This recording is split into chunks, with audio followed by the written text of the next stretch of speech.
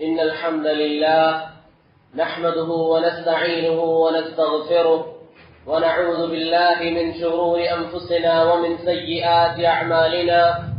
من يهده الله فلا مضل له ومن يضلل فلا هادي له، وأشهد أن لا إله إلا الله وحده لا شريك له، وأشهد أن محمدا عبده ورسوله. أما بعد، فإن أصدق الحديث كتاب الله، وخير الهدي هدي محمد صلى الله عليه وسلم، وشر الأمور محدثاتها، وكل محدثة بدعة، وكل بدعة ضلالة، وكل ضلالة في النار. وبعد، يا أيها الذين آمنوا اتقوا الله حق تقاته ولا تموتن إلا وأنتم مسلمون.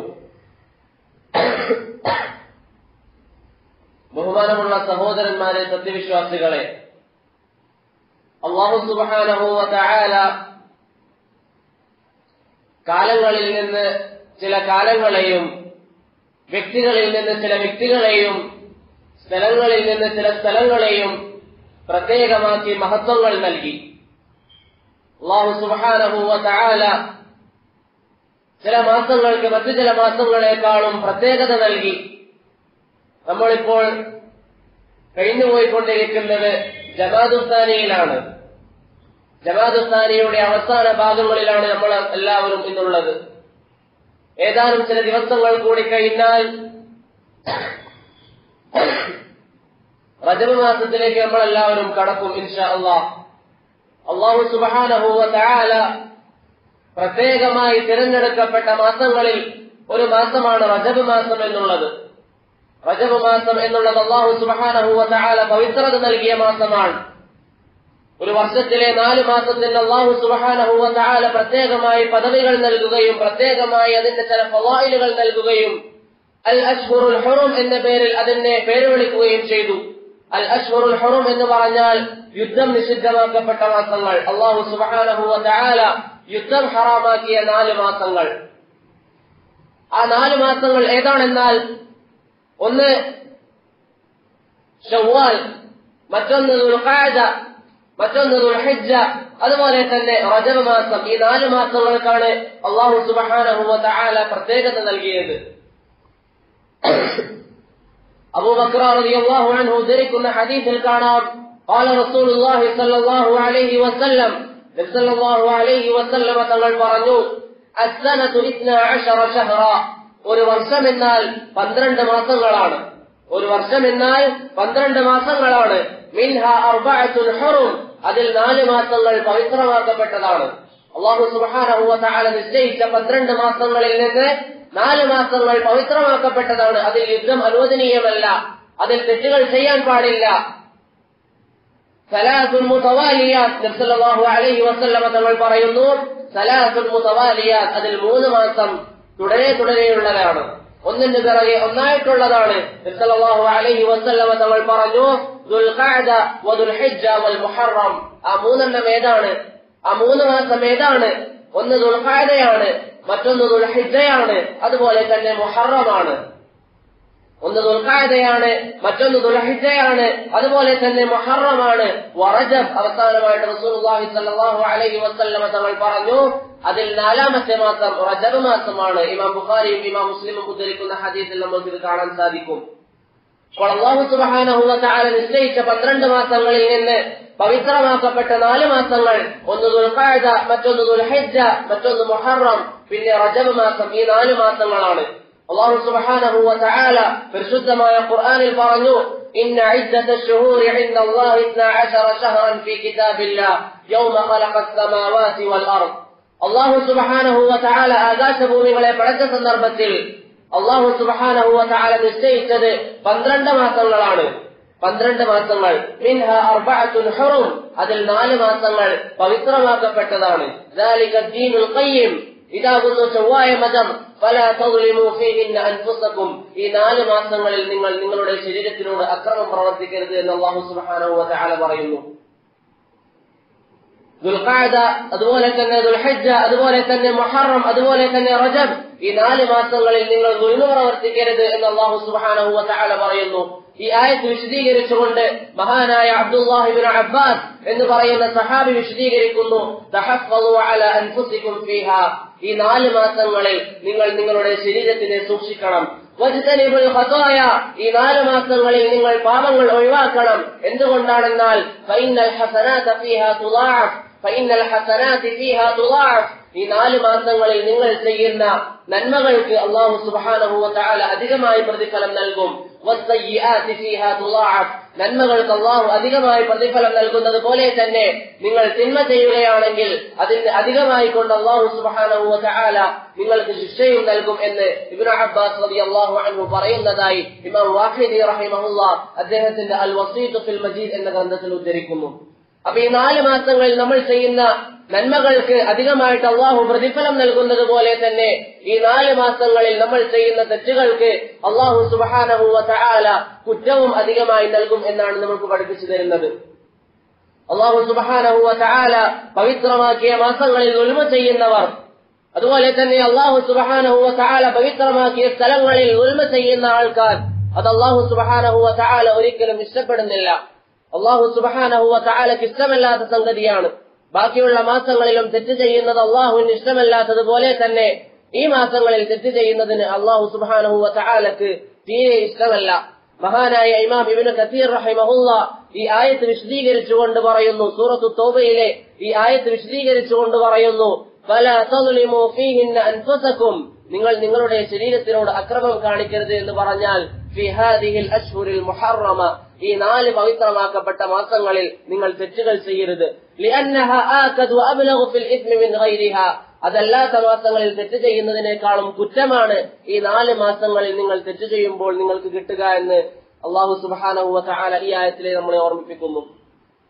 അല്ലാഹു സുബ്ഹാനഹു വ തആല പവിത്രമാക്കിയ മാസങ്ങളിൽ തെറ്റ് ചെയ്താൽ കുറ്റം അധികമാകുന്നത് പോലെ അല്ലാഹു സുബ്ഹാനഹു വ തആല പവിത്രമാക്കിയ സ്ഥലങ്ങളിൽ തെറ്റ് ചെയ്യുന്നതും കുറ്റം കൂടുതലാണ്.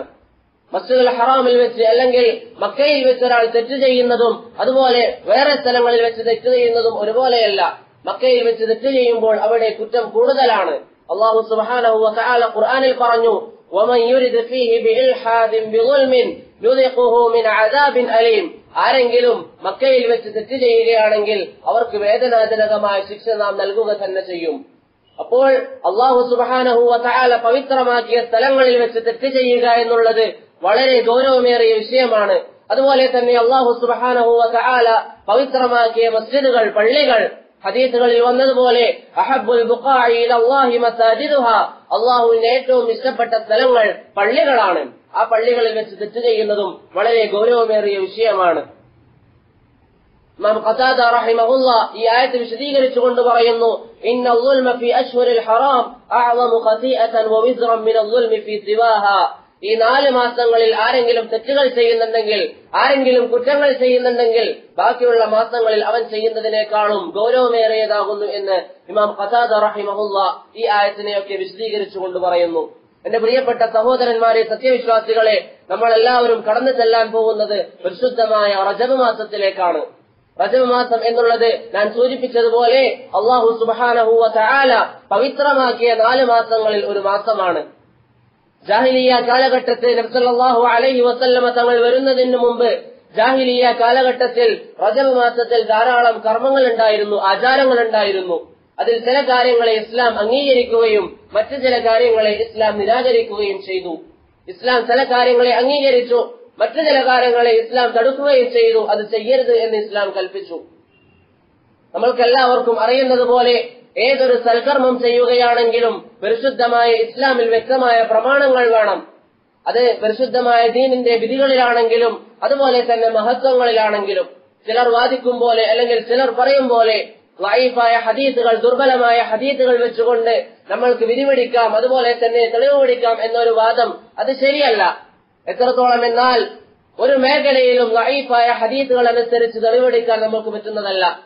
വിധികളുടെ വിഷയത്തിലാവട്ടെ, അതുപോലെ തന്നെ മഹത്വങ്ങളുടെ വിഷയത്തിലാവട്ടെ, അമലുകളുടെ ശ്രേഷ്ഠതയുടെ വിഷയത്തിലാവട്ടെ, ഏത് വിഷയത്തിലായാലും ഹദീസുകൾ സഹീഹായിട്ട് വന്നാൽ മാത്രമേ നമ്മൾ അമൽ ചെയ്യാൻ വേണ്ടി പറ്റുകയുള്ളൂ. ചില പണ്ഡിതന്മാർ ദഈഫായ ഹദീസ് അനുസരിച്ചുകൊണ്ട് ശ്രേഷ്ഠതകളിൽ ഉപയോഗിക്കാമെന്ന് പറഞ്ഞ വാക്കുകളും എടുത്തുകൊണ്ട് ചില ആൾക്കാർ കർമ്മങ്ങൾ ചെയ്യുന്നതിന് വേണ്ടി ദഈഫായ ഹദീസുകൾ ഉപയോഗിക്കുന്നത് കാണാം. ഈ അനുവദിച്ച പണ്ഡിതന്മാർ പോലും ദഈഫായ ഹദീസുകൾ നിരുപാധികം ഉപയോഗിക്കാൻ അനുമതി നൽകിയിട്ടില്ല. മറിച്ച് ചില നിബന്ധനകൾ അവരും നിശ്ചയിച്ചു വെച്ചിട്ടുണ്ട്. എന്നിരുന്നാലും നമ്മൾ ചെയ്യുന്ന അമലുകൾ, അതുപോലെ തന്നെ നമ്മൾ ചെയ്യുന്ന പ്രവർത്തനങ്ങൾ, അതിന് സ്വഹീഹായ ഹദീസിന്റെ, സ്വീകാര്യമായ ഹദീസിന്റെ പിൻബലം അത്യാവശ്യമാണ്. ആരെങ്കിലും കാണിച്ചു തന്നു എന്നതിന്റെ പേരിൽ, ആരെങ്കിലും ചെയ്തു എന്നതിന്റെ പേരിൽ, നമ്മുടെ പൂർവ്വപിതാക്കന്മാർ അനുഷ്ഠിച്ചു എന്നതിന്റെ പേരിൽ ഒരു കാര്യം നമുക്ക് ചെയ്യാൻ പരിശുദ്ധമായ ദീനുൽ ഇസ്ലാം അനുമതി നൽകുന്നില്ല. അങ്ങനെ ആരെങ്കിലും ചെയ്യുന്നുണ്ടെങ്കിൽ, നല്ലതല്ലേ എന്ന് പറഞ്ഞുകൊണ്ട് ആരെങ്കിലും ചെയ്യുന്നുണ്ടെങ്കിൽ അവൻ ദീനിന് എതിര് പ്രവർത്തിക്കുന്നവനാണ് എന്നാണ് പണ്ഡിതന്മാർ നമുക്ക് പഠിപ്പിച്ചു തരുന്നത്. ആരെങ്കിലും ദീനിൽ പുതുതായി ഒരു കാര്യം ചെയ്യുകയും അത് നല്ലതല്ലേ എന്ന് വാദിക്കുകയും ചെയ്യുകയാണെങ്കിൽ നബി സല്ലല്ലാഹു അലൈഹി വസല്ലമ തങ്ങളെ അള്ളാഹു ഏൽപ്പിച്ചിരിക്കുന്ന ദൗത്യത്തിൽ പ്രവാചകൻ വഞ്ചന കാണിച്ചു എന്നാണ് അവൻ വാദിക്കുന്നത് എന്ന് മഹാനായ ഇമാം മാലിക് ബിൻ അനസ് റഹിമഹുല്ലാഹ് നമ്മളെ ഉപദേശിക്കുകയാണ്. എന്റെ പ്രിയപ്പെട്ട സഹോദരന്മാരെ, സത്യവിശ്വാസികളെ, നമ്മൾ ചെയ്യുന്ന കർമ്മങ്ങളിൽ വളരെ വ്യക്തമായ തെളിവുകൾ അത്യാവശ്യമാണ്. നമ്മൾ ചെയ്യുന്ന കാര്യങ്ങളിൽ സ്വഹീഹായ ഹദീസുകളെ നമ്മൾ പിൻപറ്റാൻ വേണ്ടി പറ്റുകയുള്ളൂ. ദഈഫായ ഹദീസുകളും ദുർബലമായ ഹദീസുകളും യാതൊരു കാരണവശാലും നമ്മൾ അമൽ ചെയ്യാൻ പാടില്ല. അതൊരിക്കലും ജീവിതത്തിൽ കൊണ്ടുപോകാൻ പാടില്ല. അതൊക്കെ നമ്മൾ നിർത്തണം. സ്വഹീഹായ ഹദീസുകൾക്കനുസരിച്ച് മാത്രം നമ്മൾ അമൽ ചെയ്യാൻ പഠിക്കണം. അതല്ലാത്ത രീതിയിൽ അനാചാരങ്ങളിലേക്കും ബിദ്അത്തുകളിലേക്കും പോവുകയാണെങ്കിൽ അള്ളാഹുവിന്റെ റസൂൽ നമ്മൾക്ക് വാഗ്ദാനം ചെയ്ത, മുന്നറിയിപ്പ് നൽകിയ നരകത്തിലേക്കായിരിക്കും നമ്മൾ പോകുന്നത്. നമ്മൾ ചെയ്യുന്നത് നല്ലതാണെന്ന് നമ്മൾ വിശ്വസിച്ചാൽ പോലും. നമ്മളെല്ലാ ഖുതുബകളിലും കേൾക്കുന്നത് പോലെ നബി സല്ലല്ലാഹു അലൈഹി വസല്ലമ തങ്ങൾ പഠിപ്പിച്ചതുപോലെ കുല്ല ബിദ്അത്തിൻ ളലാല വകുല്ല ളലാലത്തിൻ ഫിന്നാർ, എല്ലാ ബിദ്അത്തുകളും ളലാലത്താണ്, വഴികേടിലാണ്. എല്ലാ വഴികേടും ളലാലത്തും നരകത്തിലാണ് എന്ന് നബി സല്ലല്ലാഹു അലൈഹി വസല്ലമ തങ്ങൾ പഠിപ്പിച്ചു. എന്റെ പ്രിയപ്പെട്ട സഹോദരന്മാരെ, റജബ് മാസവുമായി ബന്ധപ്പെട്ട് നമ്മുടെ നാടുകളിൽ ധാരാളം അനാചാരങ്ങളും ധാരാളം കാര്യങ്ങളും നടക്കാറുണ്ട്. ധാരാളം ബിദ്അത്തുകൾ നടക്കാറുണ്ട്. നബി സല്ലല്ലാഹു അലൈഹി വസല്ലമ തങ്ങൾ പഠിപ്പിക്കാത്ത ധാരാളം വിഷയങ്ങൾ ജനങ്ങൾ ചെയ്യുന്നതായി കാണാൻ സാധിക്കാറുണ്ട്. അതുകൊണ്ട് എന്താണ് ശരിയായ രീതിയിൽ റജബിനുള്ള മഹത്വം, അള്ളാഹുവിന്റെ റസൂൽ പഠിപ്പിച്ചു തന്നിരിക്കുന്ന മഹത്വം എന്താണ് എന്ന് നമ്മൾ അറിയണം. എന്നാൽ മാത്രമേ അതനുസരിച്ചുകൊണ്ട് നമ്മൾക്ക് അമൽ ചെയ്യാൻ വേണ്ടി സാധിക്കുകയുള്ളൂ. അതിൽ ജനങ്ങൾ ഉണ്ടാക്കിയ ബിദ്അത്തുകൾ എന്താണെന്ന് നമ്മൾ അറിയണം. എന്നാൽ മാത്രമേ നമ്മൾക്ക് അത് ഒഴിവാക്കാൻ വേണ്ടി സാധിക്കുകയുള്ളൂ. മഹാനായ ഹുദൈഫ റളിയല്ലാഹു അൻഹു പറഞ്ഞതുപോലെ എല്ലാവരും നബിയോട് ഖൈർ ചോദിക്കുമ്പോൾ ഞാൻ നബിയോട് ശർറ് ചോദിക്കാറുണ്ടായിരുന്നു. കാരണം ആ ശർറ് എന്നെ ബാധിക്കുമോ എന്ന് എനിക്ക് പേടിയുണ്ട്. അതുകൊണ്ട് ശർറ് ചോദിക്കുന്നത്, അതുപോലെ തന്നെ റജബ് മാസത്തിലെ ബിദ്അത്തുകൾ നമ്മൾ അറിയുന്നത് ആ ബിദ്അത്ത് ചെയ്യാനല്ല, അതിൽ നിന്ന് പൂർണ്ണമായി ഒഴിവാവാൻ വേണ്ടിയാണ്. അതുകൊണ്ട് അതിൽ ജനങ്ങൾ ഉണ്ടാക്കിയ ബിദ്അത്തുകൾ, അനാചാരങ്ങൾ നമ്മൾ മനസ്സിലാക്കുകയും അള്ളാഹുവിന്റെ റസൂലിന്റെ പാത വളരെ വ്യക്തമായ രീതിയിൽ പിൻപറ്റാൻ വേണ്ടി തയ്യാറാവുകയും വേണം. ആരോടുമുള്ള വിദ്വേഷത്തിന്റെ പേരിലല്ല, ആരോടുമുള്ള പകയുടെ പേരിലല്ല, ഏതെങ്കിലും സംഘടനയോടോ സംഘത്തോടോ ഉള്ള ദേഷ്യം മൂലമല്ല, മറിച്ച് അള്ളാഹുവിന്റെ ദീൻ അത് ഇസ്സത്തോടെ ദുനിയാവിൽ നിലനിൽക്കണം. അത് സഹീഹായ ഹദീസുകൾ അനുസരിച്ച് ദുനിയാവിൽ കടന്നു പോകണം എന്ന ഒരു നിയ്യത്ത് കൊണ്ട് മാത്രം, ആ ഒരു ഉദ്ദേശം കൊണ്ട് മാത്രമാണ് ഈ വിഷയങ്ങൾ ഇവിടെ സൂചിപ്പിക്കുന്നത്. എന്റെ പ്രിയപ്പെട്ട സഹോദരന്മാരെ, നമ്മുടെ നാട്ടിൽ റജബുമായി ബന്ധപ്പെട്ട ധാരാളം ബിദ്അത്തുകളുണ്ട്. അതിൽ ഒരു ബിദ്അത്താണ് സ്വലാത്തുർ റഗായിബ് എന്ന പേരിലുള്ള ഒരു നമസ്കാരം. സ്വലാത്തുർ റഗായിബ് റജബ് മാസത്തിന്റെ ഒന്നാമത്തെ ദിവസത്തിൽ, റജബ് മാസം തുടങ്ങുന്നതിന്റെ ഒന്നാമത്തെ ദിവസത്തിൽ മഗ്രിബിന്റെയും ഇശാഇന്റെയും ഇടയിൽ 12 റക്അത്തായിട്ട് നമസ്കരിക്കുന്ന ചില ആൾക്കാർ, ചില ബിദ്അത്തിന്റെ ആൾക്കാർ നമസ്കരിക്കുന്ന നമസ്കാരമാണ് സ്വലാത്തുർ റഗായിബ് എന്ന പേരുള്ള നമസ്കാരം. വാസ്തവത്തിൽ പ്രവാചകൻ സല്ലല്ലാഹു അലൈഹി വസല്ലമ തങ്ങൾ സ്വലാത്തുർ റഗായിബ് എന്ന പേരിൽ ഒരു നമസ്കാരം നമസ്കരിച്ചതായിട്ട് നമുക്ക് കാണുവാൻ സാധ്യമല്ല. നബി സല്ലല്ലാഹു അലൈഹി വസല്ലമ തങ്ങൾ സ്വലാത്തുർ റഗായിബിനെ പ്രോത്സാഹിപ്പിച്ചിട്ടില്ല. അങ്ങനെ ഒരു നമസ്കാരത്തിന് ശരീഅത്തിൽ യാതൊരു അടിസ്ഥാനവുമില്ല. അങ്ങനെ ആരെങ്കിലും ചെയ്യുന്നുണ്ടെങ്കിൽ, ആരെങ്കിലും സ്വലാത്തുർ റഗായിബ് എന്ന നമസ്കാരം നമസ്കരിക്കുന്നുണ്ടെങ്കിൽ, ഏതെങ്കിലും സഹോദരന്മാർ നമസ്കരിക്കുന്നത് കാണുന്നുണ്ടെങ്കിൽ അവരോട് പറഞ്ഞു കൊടുക്കുക, നബി സല്ലല്ലാഹു അലൈഹി വസല്ലമ തങ്ങൾ നമുക്ക് പഠിപ്പിച്ചു തരാത്തൊരു മാതൃകയാണ് ഇത്. നബി പഠിപ്പിക്കാത്ത കാര്യം ഏതൊക്കെ ഉസ്താദുമാര് ചെയ്താലും, ഏതൊക്കെ സംഘടനകൾ ചെയ്താലും, ഏതൊക്കെ വ്യക്തികൾ ചെയ്താലും, അയാൾ ആരുമായിക്കൊള്ളട്ടെ, പരിശുദ്ധമായ ദീനുൽ ഇസ്ലാമിൽ അതിന് യാതൊരു വിലയുമില്ല. അള്ളാഹു പഠിപ്പിച്ചിട്ടുണ്ടോ, പ്രവാചകൻ പഠിപ്പിച്ചിട്ടുണ്ടോ, അതല്ലാത്തൊരു കാര്യം അമലായിക്കൊണ്ട് ചെയ്യാൻ, ഇബാദത്തായിക്കൊണ്ട് ചെയ്യാൻ ഒരു മുസ്ലിമായ ആണിനും പെണ്ണിനും അള്ളാഹു സുബ്ഹാനഹു വ തആല അനുമതി നൽകുന്നില്ല. അപ്പോൾ സ്വലാത്തുർ റഗായിബ് എന്ന പേരിലുള്ള ഈ ഒരു നമസ്കാരം, മഗ്രിബിന്റെയും ഇശാഇന്റെയും ഇടയിൽ 12 റക്അത്തായിട്ട് നമസ്കരിക്കുന്ന ഈ ഒരു നമസ്കാരം ഹദീസുകളിൽ സ്ഥിരപ്പെട്ടിട്ടില്ല. റജബ് മാസത്തിൽ മഗ്രിബിന്റെയും ഇശാഇന്റെയും ഇടയിൽ നമസ്കാരം സ്ഥിരപ്പെടാത്തതുപോലെ റജബല്ലാത്ത മാസത്തിലും മഗ്രിബിന്റെയും ഇശാഇന്റെയും ഇടയിൽ ഒരു നമസ്കാരവും സ്ഥിരപ്പെട്ടിട്ടില്ല. ആകെ സ്ഥിരപ്പെട്ടത് മഗ്രിബിന് ശേഷമുള്ള 2 റക്അത്ത് സുന്നത്താണ്. അതുപോലെ തന്നെ മഗ്രിബിന് ശേഷം നമ്മൾക്ക് വേണമെങ്കിൽ വെറുതെ 2 റക്അത്തുകൾ സുന്നത്ത് നമസ്കരിക്കാം. അതല്ലാതെ എന്തെങ്കിലും ഒരു പുണ്യമായിക്കൊണ്ട് ഏതെങ്കിലും ഒരു നല്ല കർമ്മമായിക്കൊണ്ട് ഒരു നമസ്കാരവും ഹദീസുകളിൽ സ്ഥിരപ്പെട്ടിട്ടില്ല എന്ന് നമ്മൾക്ക് വ്യക്തമായി കാണാൻ സാധിക്കും.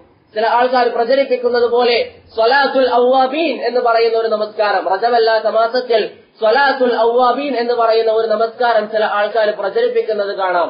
വാസ്തവത്തിൽ പ്രിയപ്പെട്ട സഹോദരന്മാരെ, സ്വലാത്തുൽ അവ്വാബീന്റെ വിഷയത്തിൽ ധാരാളം ഹദീസുകൾ കാണാം. എന്നാൽ എന്താണ് സ്വലാത്തുൽ അവ്വാബീൻ?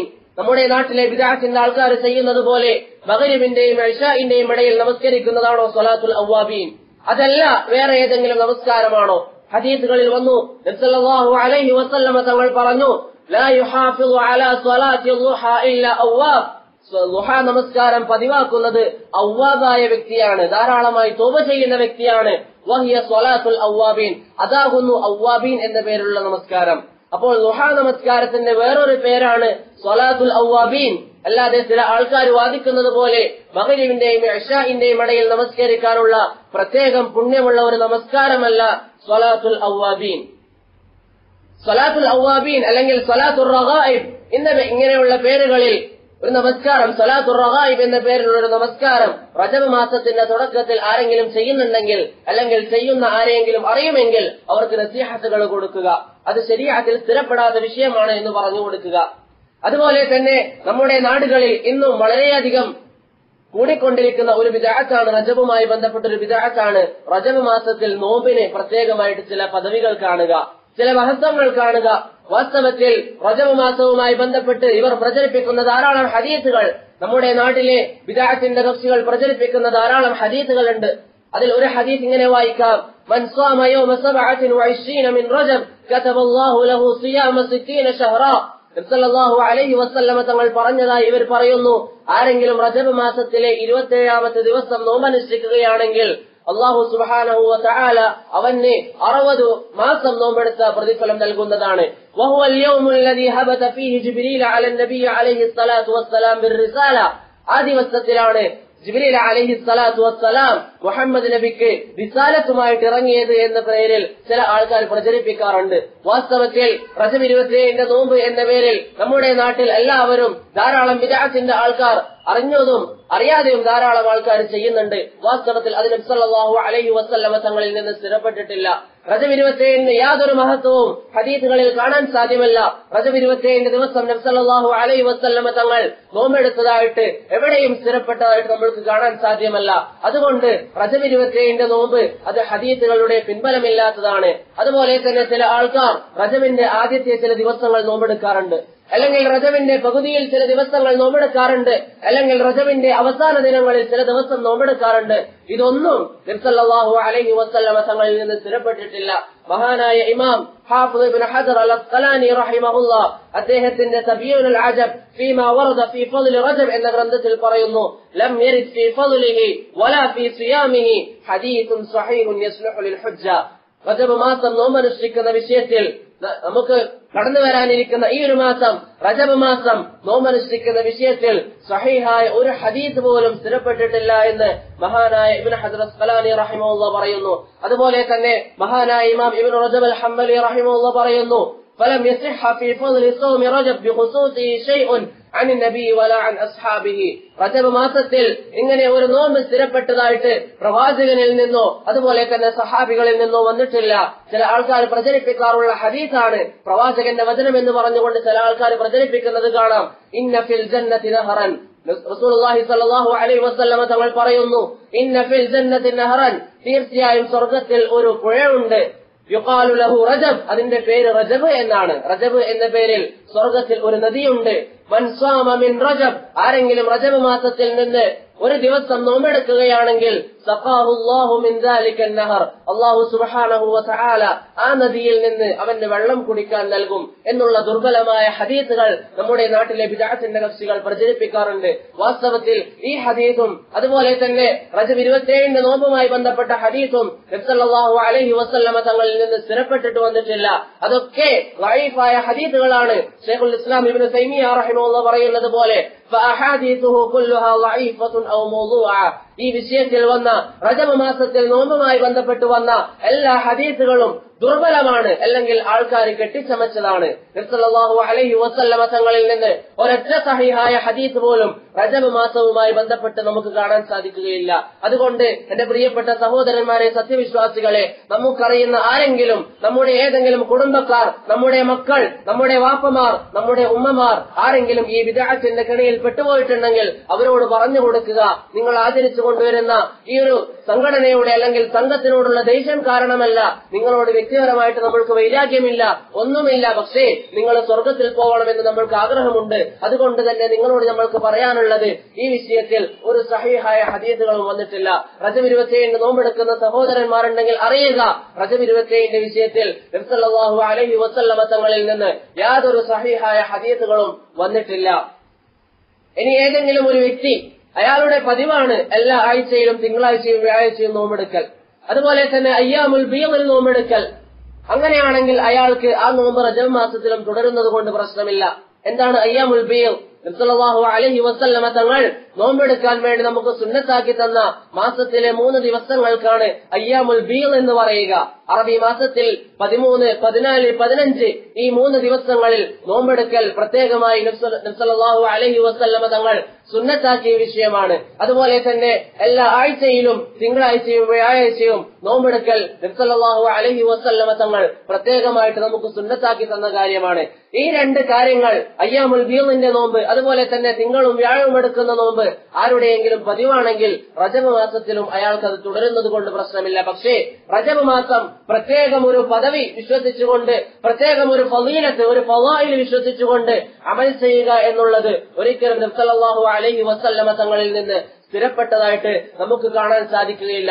അതുകൊണ്ട് അത്തരത്തിലുള്ള ബിദ്അത്തുകളിൽ ആരെങ്കിലും പെട്ടുപോയിട്ടുണ്ടെങ്കിൽ, ഏത് ഉസ്താദുമാര് പറഞ്ഞിട്ടുണ്ടെങ്കിലും, ഏത് ആൾക്കാർ പറഞ്ഞിട്ടുണ്ടെങ്കിലും, ആരൊക്കെ പറഞ്ഞിട്ടുണ്ടെങ്കിലും നമ്മൾ അനുസരിക്കേണ്ടത് അള്ളാഹുവിനെയാണ്, നമ്മൾ അനുസരിക്കേണ്ടത് റസൂലിനെയാണ്, നമ്മൾ അനുസരിക്കേണ്ടത് അഹ്ലുസുന്നയുടെ പൂർവ്വകാല പണ്ഡിതന്മാരെയും ആ മനഹജ് അനുസരിച്ച് നീങ്ങുന്ന ആൾക്കാരെയുമാണ്. അല്ലാതെ തോന്നുന്നവർ പറയുന്ന കാര്യങ്ങൾ അവരവർ നല്ലതല്ലേ എന്ന് പറഞ്ഞുകൊണ്ട് നമ്മൾക്ക് പഠിപ്പിച്ചു തരുന്ന നോമ്പുകളും അനുഷ്ഠാനങ്ങളും നമ്മൾ ഒരിക്കലും ജീവിതത്തിൽ സ്വീകരിക്കാൻ പാടില്ല. വ്യക്തമായ പ്രമാണങ്ങളുണ്ടോ, വ്യക്തമായ കാര്യങ്ങളുണ്ടോ, എന്നാൽ മാത്രമേ നമ്മൾക്ക് ഇബാദത്ത് ചെയ്യാൻ അല്ലാഹു സുബ്ഹാനഹു വ തആല അനുമതി നൽകുന്നുള്ളൂ. നിങ്ങൾക്ക് എല്ലാവർക്കും അറിയുന്നത് പോലെ ഏതൊരു കർമ്മവും ഞാനും നിങ്ങളും ചെയ്യുന്നുണ്ടെങ്കിൽ 2 കാര്യങ്ങൾ, 2 നിബന്ധനകൾ നിർബന്ധമാണ്. ഒന്ന്, ഇഖ്ലാസ് ഉണ്ടാവണം. ഏതൊരു കാര്യം ചെയ്യുന്നുണ്ടെങ്കിലും ആ കാര്യത്തിൽ ഇഖ്ലാസ് ഉണ്ടാവണം. എന്നാലേ അല്ലാഹു സുബ്ഹാനഹു വ തആല സ്വീകരിക്കുകയുള്ളൂ. ഒരു വ്യക്തി അയാൾ നമസ്കരിക്കുകയാണ്, 4 റക്അത്ത് ളുഹർ നമസ്കരിക്കുന്നു. അയാളുടെ മനസ്സിൽ എന്താണ്? എന്റെ സഹോദരന്മാർ എന്റെ നമസ്കാരം കാണണം, എല്ലാവരും പറയണം നല്ല നമസ്കാരക്കാരനാണ്, എല്ലാവരും പറയണം അവൻ എന്തൊരു തഖ്വയാണ് എന്നുള്ള ഉദ്ദേശത്തിലാണ് അവൻ നമസ്കരിക്കുന്നതെങ്കിൽ അവന്റെ നമസ്കാരം അള്ളാഹുവിന്റെ മുമ്പിൽ സ്വീകാര്യമല്ല. കാരണം അവൻ ഇഖ്ലാസ് ഇല്ല. രണ്ടാമത്തെ നിബന്ധന ഇത്തിബാഅാണ്. നബി സല്ലല്ലാഹു അലൈഹി വസല്ലമ തങ്ങളെ പൂർണ്ണമായി പിൻപറ്റണം. നബി സല്ലല്ലാഹു അലൈഹി വസല്ലമ തങ്ങൾ കാണിച്ചു തരാത്ത ഒരു കാര്യം ചെയ്യാൻ പാടില്ല. ഒരു വ്യക്തി പള്ളിയിൽ വരികയാണ്, അയാൾ നമസ്കരിക്കുന്നു, 5 റക്അത്ത് അയാൾ ളുഹർ നമസ്കരിക്കുന്നു. അയാൾക്ക് കർമ്മത്തിൽ വളരെയധികം ഇഖ്ലാസ് ഉണ്ട്, പക്ഷെ അയാളുടെ നമസ്കാരം സ്വീകാര്യമല്ല. കാരണം അതിൽ ഇത്തിബാ ഇല്ല.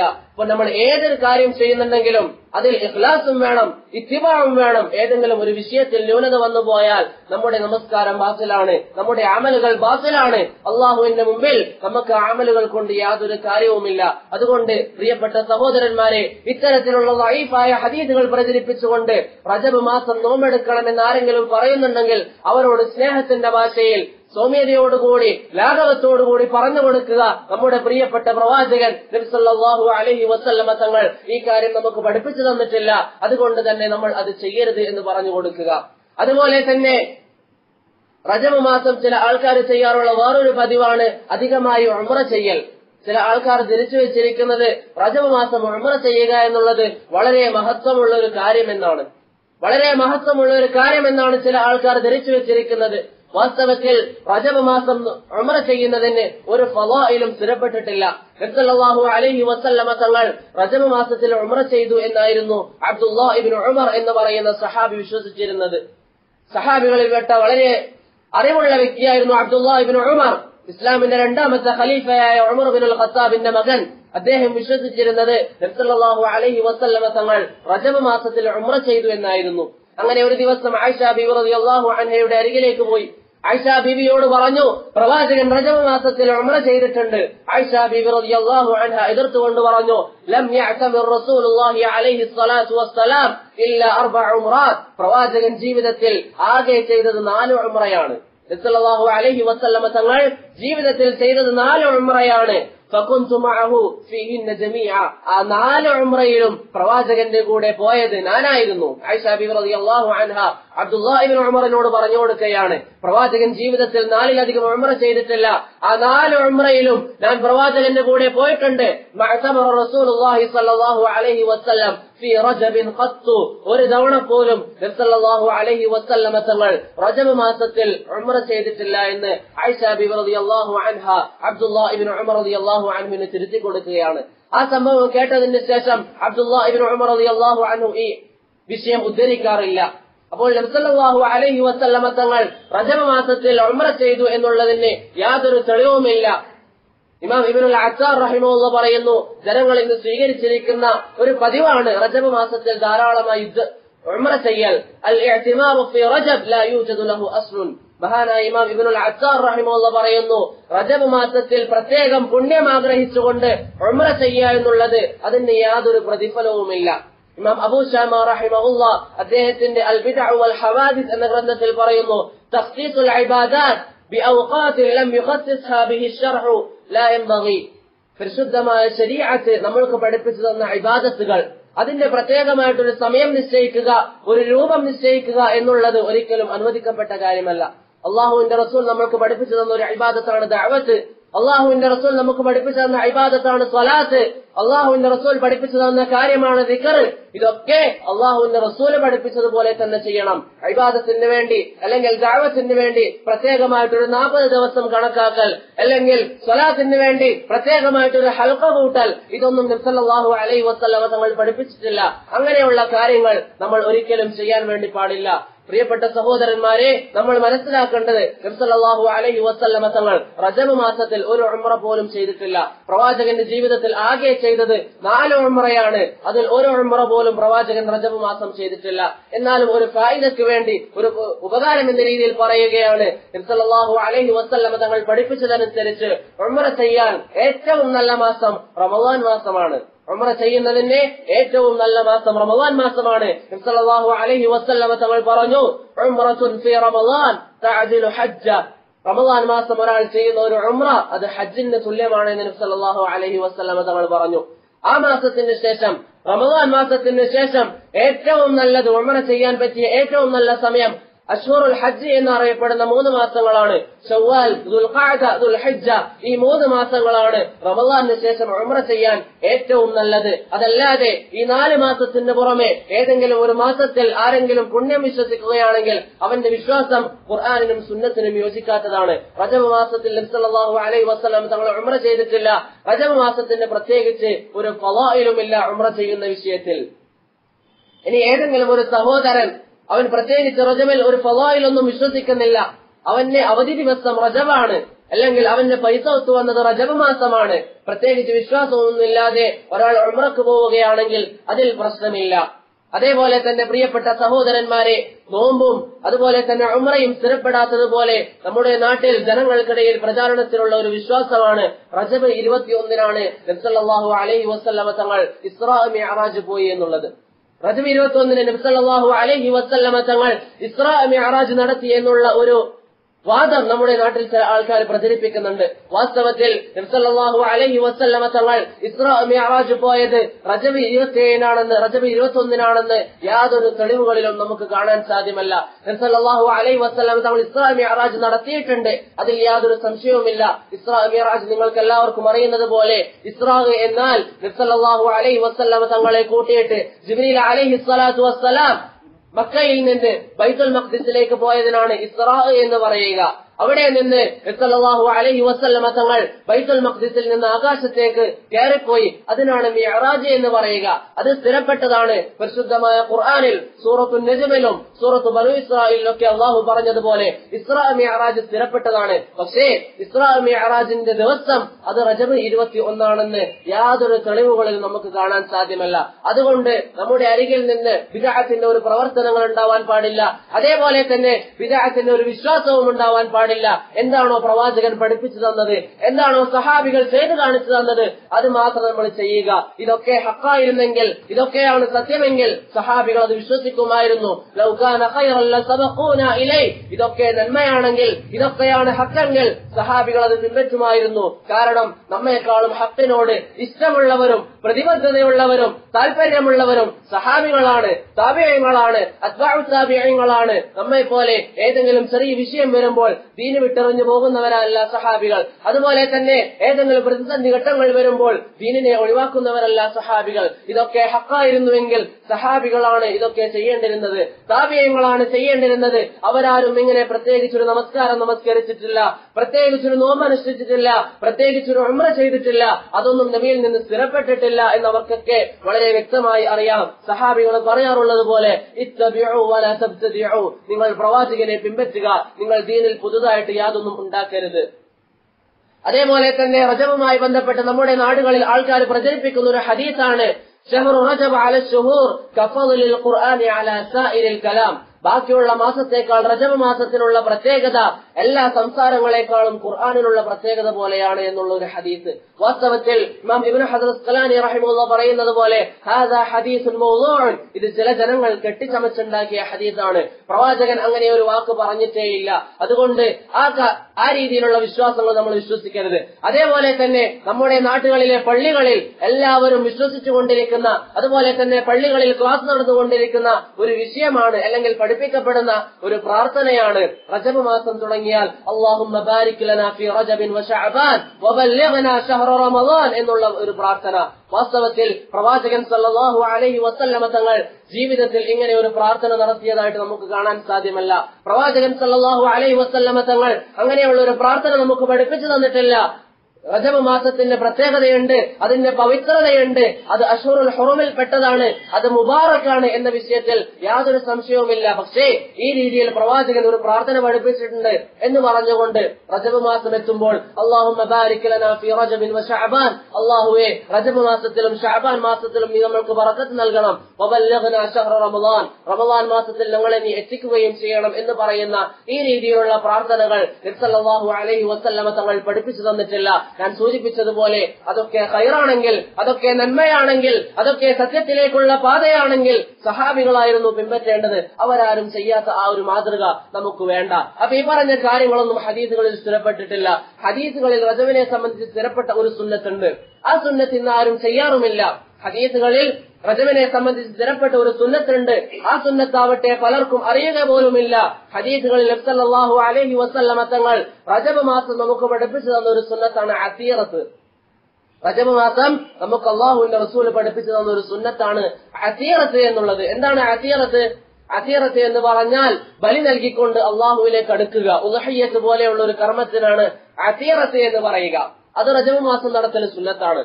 മിഹ്നഫ് ഇബ്നു സലീം റളിയല്ലാഹു അൻഹുവിന്റെ ഹദീസ്, മിഹ്നഫ് റളിയല്ലാഹു അൻഹുവിന്റെ ഹദീസിൽ കാണാം മിഹ്നഫ് ഇബ്നു സലീം റളിയല്ലാഹു അൻഹു പറയുന്നു, കുന്നാ വഖൂഫൻ മഅൻ നബി സല്ലല്ലാഹു അലൈഹി വസല്ലം, ഞങ്ങൾ നബിയുടെ അരികിൽ നിൽക്കുകയായിരുന്നു. ഫസമിഅതുഹു യഖൂൽ, അപ്പോൾ പ്രവാചകൻ പറയുന്നതായി ഞാൻ കേട്ടു, യാ അയ്യുഹന്നാസ്, ജനങ്ങളെ, അലാ കുല്ലി അഹ്ലി ബൈത്തിൻ ഫീ കുല്ലി ആമിൻ ഉദ്ഹിയ്യത്തുൻ വഅസീറ, നിങ്ങളിൽ ഓരോരുത്തരുടെയും മേൽ, ഓരോ വീട്ടുകാരുടെയും മേൽ എല്ലാ വർഷവും വാജിബാണ് ഉദ്ഹിയ്യ, ഓരോ ഉദ്ഹിയ്യത്തും, അതുപോലെ തന്നെ അസീറ, ഓരോ അസീറയും എന്ന് നബി സല്ലല്ലാഹു അലൈഹി വസല്ലമ തങ്ങൾ പറഞ്ഞതായി ഇമാം അബൂദാവൂദും ഇമാം തിർമിദിയും ഉദ്ധരിക്കുന്ന ഹദീസിൽ കാണാം. അതുപോലെ തന്നെ ഇമാം അഹ്മദും ഇമാം നസായിയും ഉദ്ധരിക്കുന്ന ഹദീസിൽ കാണാൻ നബി സല്ലല്ലാഹു അലൈഹി വസല്ലമ തങ്ങൾ പറഞ്ഞു, അൽ അസീറത്തു ഹഖ്ഖുൻ, അസീറ എന്നുള്ളത് ഹഖാണ്. അപ്പോൾ ബലി നൽകിക്കൊണ്ട് അള്ളാഹുവിലേക്ക് അടുക്കുക, അങ്ങനെ ഏതെങ്കിലും ഒരു മൃഗത്തിനെ അള്ളാഹുവിന് വേണ്ടി ബലി നൽകിക്കൊണ്ട് അടുക്കുക എന്നുള്ളത് റജബ് മാസം സ്ഥിരപ്പെട്ട ഒരു വിഷയമാണ്. ഇൽമിയായ അമാനത്തിന് വേണ്ടി സൂചിപ്പിക്കട്ടെ, ഈ വിഷയത്തിൽ പണ്ഡിതന്മാർക്ക് അഭിപ്രായ വ്യത്യാസമുണ്ട്. എന്നാലും പ്രബലമായ അഭിപ്രായമനുസരിച്ച് മഹാനായ മുഹമ്മദ് ബിൻ സിരീൻ, അതുപോലെ തന്നെ ഇസ്ഹാഖ് ബിൻ റാഹുവൈ, അതുപോലെ തന്നെ അബൂ ഉബൈദ് തുടങ്ങിയ പണ്ഡിതന്മാരൊക്കെ പറയുന്നതനുസരിച്ച് ഇത് സുന്നത്താണ്. അബൂ ഹുറൈറ റളിയല്ലാഹു അൻഹുവിൽ നിന്ന് ഇമാം ബുഖാരിയും ഇമാം മുസ്ലിമും ഉദ്ധരിച്ച ലാ ഫർഅ വലാ അതീറ, അതീറ നിലവിലില്ല എന്ന ഹദീസ് നമ്മൾക്ക് പഠിപ്പിച്ചു തരുന്നത് അതീറത്ത് വാജിബല്ല എന്നാണ്, അല്ലാതെ അതീറത്ത് ഇല്ല എന്നല്ല. അപ്പോൾ അതീറത്ത് എന്നുള്ള സുന്നത്ത് പലരും ഇന്ന് മറന്നുകൊണ്ടിരിക്കുന്ന ഒരു സുന്നത്താണ്. ആ സുന്നത്ത് ജീവിതത്തിൽ പകർത്താൻ വേണ്ടി പരിശ്രമിക്കുക. ഏതെങ്കിലും ഒരു ബലിമൃഗത്തെ ബലിയർത്തുകൊണ്ട് അള്ളാഹുവിലേക്ക് റജബ് മാസം അടുക്കാൻ വേണ്ടി പരിശ്രമിക്കുക. അത് പ്രവാചകനിൽ നിന്ന് സ്ഥിരപ്പെട്ട സുന്നത്താണ്. അതല്ലാത്ത ബിദ്അത്തിന്റെ നോമ്പും അതുപോലെ തന്നെ ബിദ്അത്തിന്റെ നമസ്കാരവും ബിദ്അത്തിന്റെ വിശ്വാസവും എല്ലാം ജീവിതത്തിൽ പൂർണ്ണമായി ഒഴിവാക്കാൻ വേണ്ടി തയ്യാറാവുക. നബി സല്ലല്ലാഹു അലൈഹി വസല്ലമ തങ്ങളുടെ മനഹജിലേക്ക് പൂർണ്ണമായി നീങ്ങുക. സഹാബത്ത് ജീവിച്ചതുപോലെ ജീവിക്കാൻ വേണ്ടി തയ്യാറാവുക. എന്നാൽ മാത്രമേ നമുക്ക് വിജയിക്കാൻ വേണ്ടി സാധിക്കുകയുള്ളൂ. അതല്ലാതെ ഏത് മൂലാഖന്മാരുടെയും ഏത് ഉസ്താദുമാരുടെയും വാദങ്ങൾ കേട്ടാലും എന്തൊക്കെ കേട്ടാലും അവരാരും സ്വർഗത്തിൽ ആഖിറത്തിൽ നമ്മളെ രക്ഷപ്പെടുത്താൻ വേണ്ടി വരികയില്ല എന്ന ബോധം എല്ലാവർക്കും ഉണ്ടാവുക. അല്ലാഹു സുബ്ഹാനഹു വ തആല എനിക്കും നിങ്ങൾക്കും ഹഖ് മനസ്സിലാക്കാൻ തൗഫീഖ് നൽകി അനുഗ്രഹിക്കുമാറാവട്ടെ. ഇന്നൽ ഹംദലില്ലാഹ് നഹ്മദുഹു വ നസ്തഈനുഹു വ നസ്തഗ്ഫിറുഹു ونعوذ بالله من شرور أنفسنا ومن سيئات أعمالنا من يهده الله فلا مضل له ومن يضلل فلا هادي له وأشهد أن لا إله إلا الله وحده لا شريك له وأشهد أن محمدا عبده ورسوله أما بعد فإن أصدق الحديث كتاب الله وخير الهدي هدي محمد صلى الله عليه وسلم وشر الأمور محدثاتها وكل محدثة بدعة وكل بدعة ضلالة وكل ضلالة في النار وبعد. ബഹുമാനമുള്ള സഹോദരന്മാരെ, അല്ലാഹു സുബ്ഹാനഹു വ തആല എനിക്കും നിങ്ങൾക്കും ഒരുപോലെ വാജിബാക്കിയ കാര്യമാണ് റസൂലുള്ളാഹി സ്വല്ലല്ലാഹു അലൈഹി വസല്ലമ തങ്ങളെ ഇത്തിബാ ചെയ്യുക എന്നുള്ളത്. നമ്മളെല്ലാവരും അറിഞ്ഞതുപോലെ ഒരു വ്യക്തി ഇസ്ലാമിലേക്ക് വരണമെങ്കിൽ ആദ്യമായിട്ട് അവൻ പറയേണ്ട വചനം ലാ ഇലാഹ ഇല്ലല്ലാഹ് മുഹമ്മദുർ റസൂലുള്ളാഹയാണ്. ലാ ഇലാഹ ഇല്ലല്ലാഹ് മുഹമ്മദുർ റസൂലുള്ളാഹയാണ്.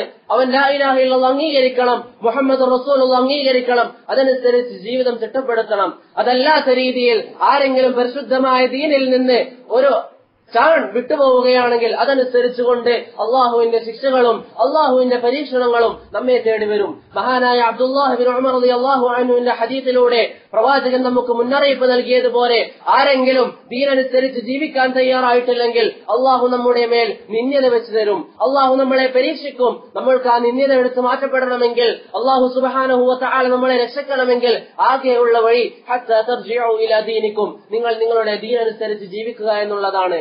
നാം ഇന്ന് ജീവിച്ചുകൊണ്ടിരിക്കുന്ന ഈ ഒരു കാലഘട്ടം അല്ലെങ്കിൽ ഏതാനും ഈ ദിവസങ്ങൾ വളരെയധികം ഫിത്നകളാണ്, വളരെയധികം ബുദ്ധിമുട്ടുകളാണ്. മുസ്ലിം സമൂഹത്തിന് ജീവിക്കാൻ പോലും പറ്റാത്ത സാഹചര്യങ്ങളാണ്. അതുകൊണ്ട് പ്രിയപ്പെട്ട സഹോദരന്മാരെ, സുന്നത്തനുസരിച്ച് ജീവിക്കണം. സുന്നത്തനുസരിച്ചതിന്റെ പേരിൽ, അള്ളാഹുവാണ് റസൂൽ എന്ന് പറഞ്ഞതിന്റെ പേരിൽ കണ്ണൂരിൽ അതുപോലെ തന്നെ ബാക്കിയുള്ള സ്ഥലങ്ങളിൽ എത്രയോ മുസ്ലിം വധിക്കപ്പെടുകയാണ്. പഴയ കാലങ്ങളിലൊക്കെ ആൾക്കാർ പറയാറുള്ളത്, ജനങ്ങൾക്കിടയിൽ പ്രശ്നം വന്നാൽ, ജനങ്ങൾക്കിടയിൽ ബുദ്ധിമുട്ട് വന്നാൽ പള്ളിയിൽ പോയി നിൽക്കുകയാണെങ്കിൽ പള്ളിയിൽ ഫിത്ന വരികയില്ല, പള്ളിയിൽ ഒരു പ്രശ്നവും ഉണ്ടാവുകയില്ല, പള്ളിയിൽ സുരക്ഷിതനാണ് എന്നാണ്. പക്ഷേ കഴിഞ്ഞ ദിവസങ്ങളിൽ നമ്മൾ കണ്ടത് പള്ളിയിൽ ജീവിച്ചുകൊണ്ടിരിക്കുന്ന, പള്ളിയിൽ താമസിച്ചുകൊണ്ടിരിക്കുന്ന ഒന്നും അറിയാത്ത ഒരു മദ്രസ അധ്യാപകനെ ലാ ഇലാഹ ഇല്ലല്ലാഹ് മുഹമ്മദുർ റസൂലുള്ളാഹ് എന്ന ഒരു കലിമത്ത് തൗഹീദ് ജീവിതത്തിൽ പാലിച്ചതിന്റെ പേരിൽ വധിക്കപ്പെടുകയാണ്. എന്റെ പ്രിയപ്പെട്ട സഹോദരന്മാരെ, മുസ്ലിം സമൂഹത്തിലെ ജനങ്ങൾ ആക്രമിക്കുന്നു, മുസ്ലിം സമൂഹത്തിന്റെ ഇജ്ജത്ത് നഷ്ടപ്പെടുന്നു. എന്നിട്ടും നമ്മൾക്കാർക്കും ബോധം വരുന്നില്ല.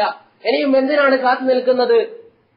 പഴഞ്ചൊല്ലുകളിലൊക്കെ പൊതുവെ പറയപ്പെടാറുള്ളത് പോലെ കേട്ടിട്ടറിയാത്തവൻ കൊണ്ടാലറിയും എന്ന ഒരു രീതി നമ്മൾക്കും വരാൻ വേണ്ടിയിട്ടാണോ ഈ കാര്യങ്ങൾ ഇപ്പോൾ നടക്കുന്നത്?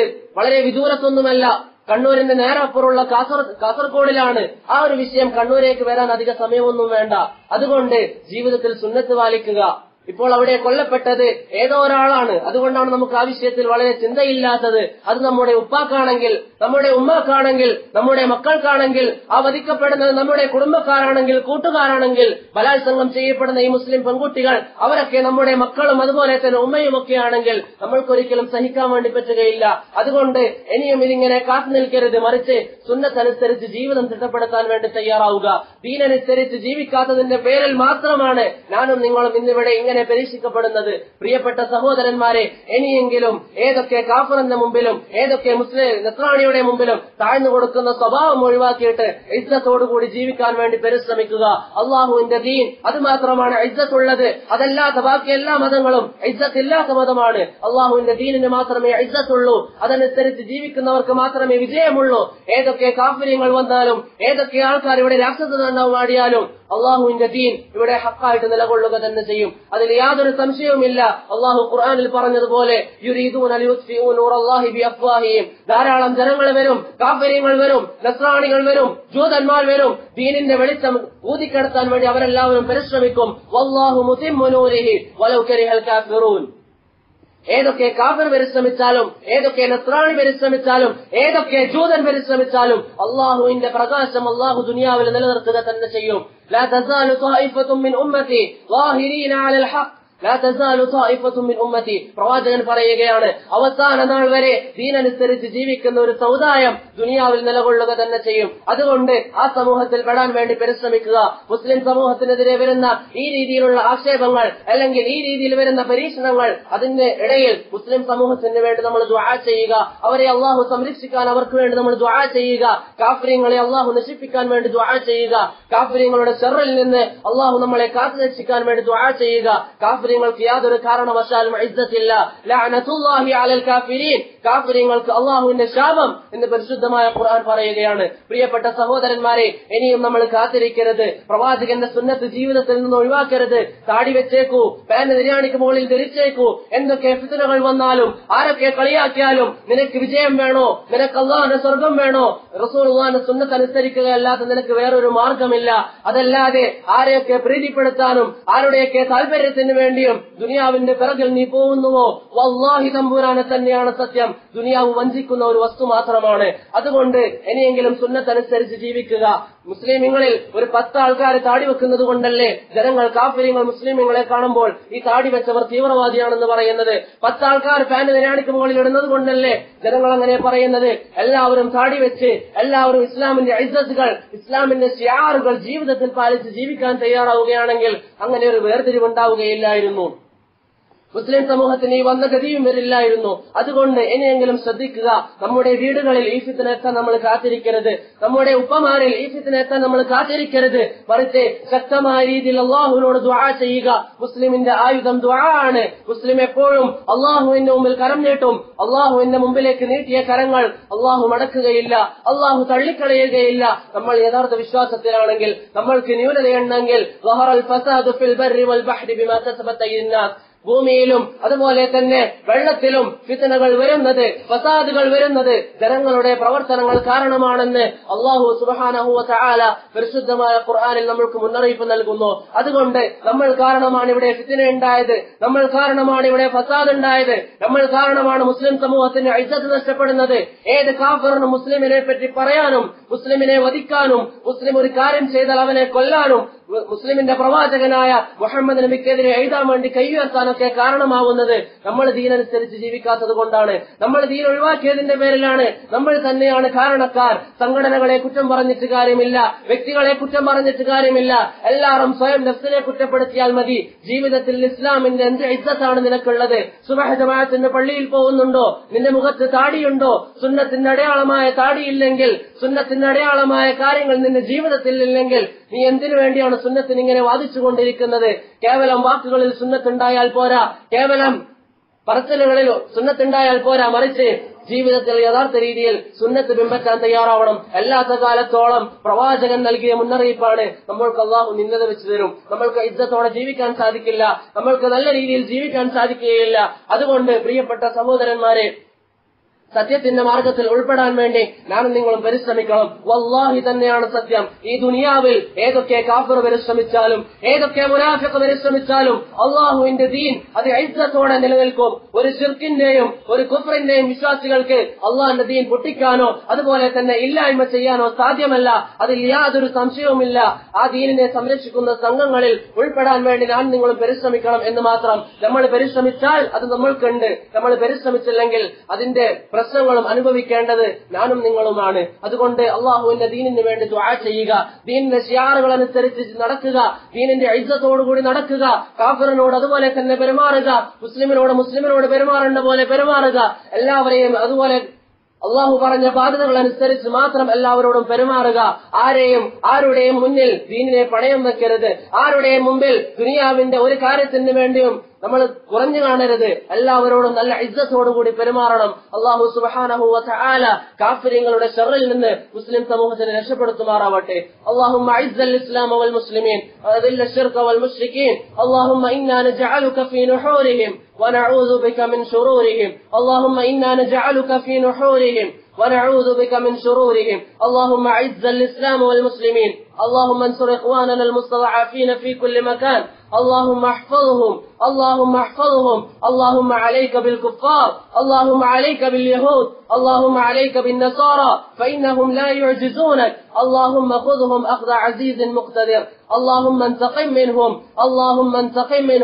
اللهم خذهم أخذ عزيز مقتدر فإنهم لا يعجزونك. اللهم جنب المسلمين الفتن ما ظهر منها وما بطن. اللهم ارزقهم المآلات الحميدة والنهايات الرشيدة. إنه تعالى سميع مجيب وهو أهل الرجاء. حسبنا الله ونعم الوكيل.